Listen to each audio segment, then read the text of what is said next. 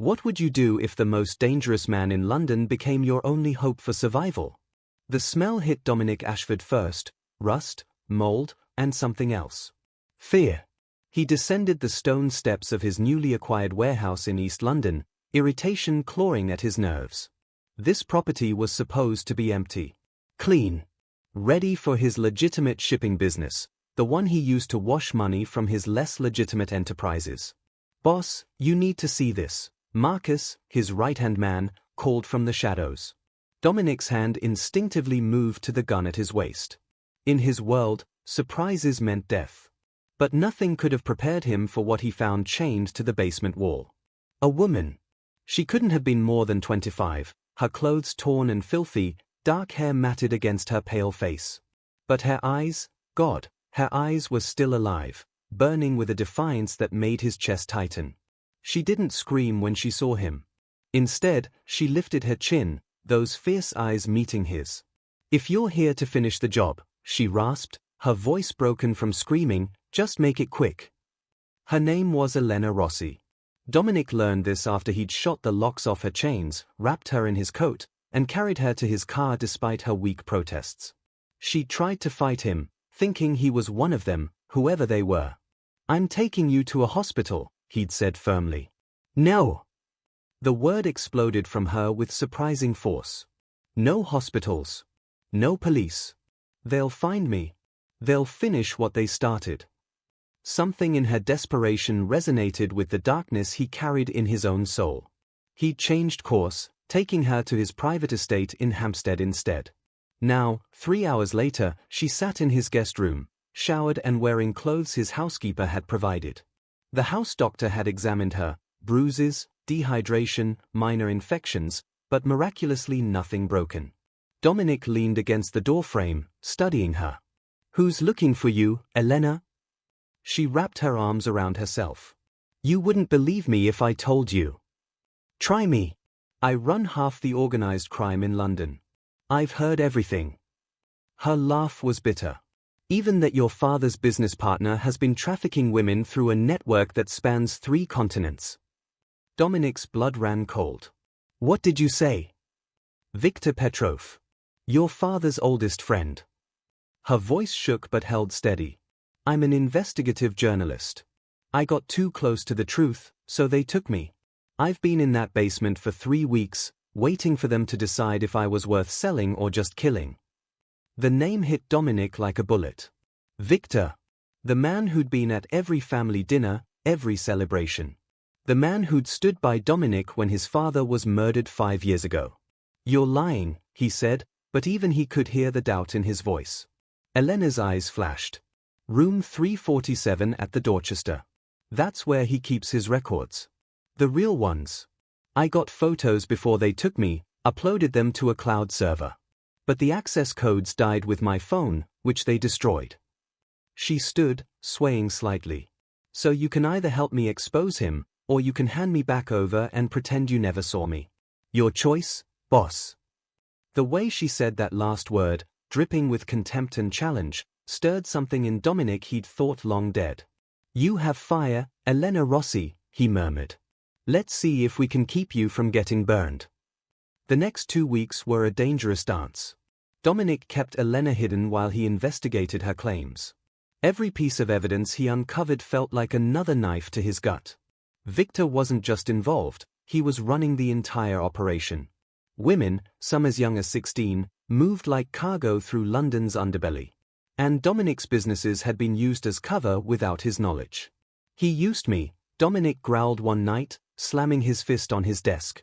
"Used my father's name, my reputation." Elena looked up from the laptop where she was reconstructing her research. "Are you angry he betrayed you, or angry that you didn't see it?" "Both." She'd been living in his home, eating meals he insisted she share with him, slowly building back her strength.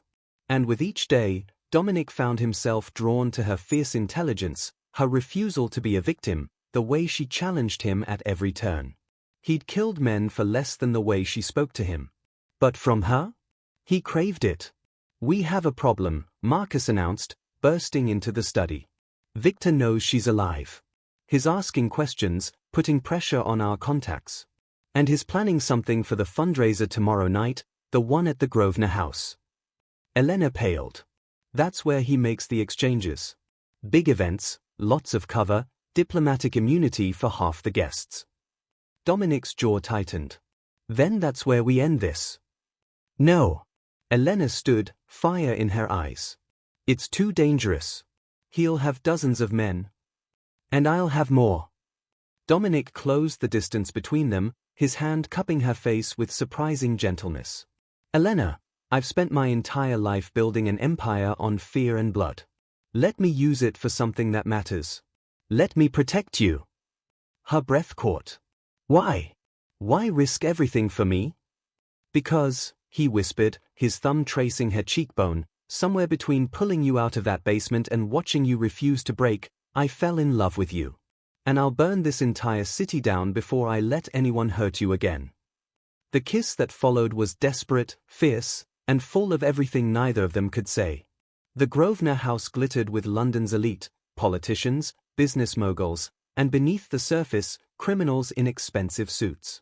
Elena walked in on Dominic's arm, transformed in a deep blue gown, her hair swept up to reveal the elegant line of her neck. She wore a wire. So did Dominic. Victor Petrov spotted them immediately, his jovial mask slipping for just a moment. Dominic, my boy. And who is this lovely creature? Her name is Elena Rossi, Dominic said coldly. But you already know that, don't you, Victor? The music seemed to dim. Around them, Dominic's men had positioned themselves at every exit. Victor's men shifted, hands moving toward concealed weapons. I don't know what you're talking about, Victor said, but his eyes had gone flat and dead. Elena stepped forward. Room 347 at the Dorchester. That's where you keep the records. The real business. The women you traffic. The girls you steal. Careful, little girl, Victor hissed. Accusations like that could get you killed. They already tried. Elena's voice rang clear, and she knew every phone in the room was now recording. In the age of social media, this would be everywhere in minutes. 3 weeks in your basement. But you made one mistake. You didn't kill me, and you left evidence. You destroyed her phone, Dominic added, his voice deadly quiet. But you didn't know about the backup. Or that I've spent the last 2 weeks gathering every piece of evidence she collected, plus everything my men found in your operations. Victor's face contorted with rage. You ungrateful wretch. I built you. After your father died, I made you who you are. You used me to move your cargo. You used my father's name as cover while you destroyed lives. Dominic's hand moved to his weapon. It ends tonight. The room exploded into chaos. Victor's men drew weapons, but they were outnumbered. Dominic had brought his entire organization, and more. He tipped off his contacts in MI5, offering them the biggest human trafficking bust in UK history in exchange for immunity for Elena and certain considerations for himself. In the confusion, Victor lunged for Elena, a knife flashing in his hand.